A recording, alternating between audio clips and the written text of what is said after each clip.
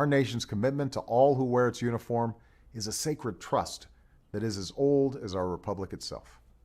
It is one that, as president, I consider a more... And when we fulfill those obligations, we aren't just keeping faith with our veterans, we are keeping faith with the ideals of service and sacrifice upon which this republic was founded.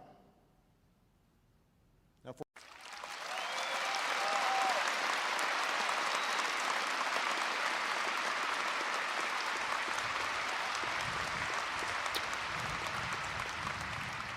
on the last day of the Constitutional Convention, Benjamin Franklin was famously asked, well, doctor, what have we got?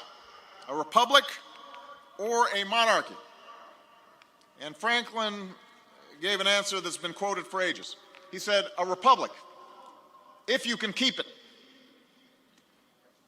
If you can keep it.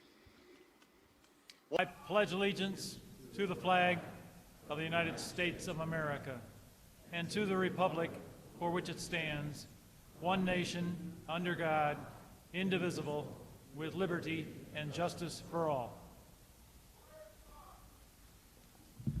I pledge allegiance to a flag of the United States of America and to a republic for which it stands, one nation, under God, indivisible, with liberty and justice for all.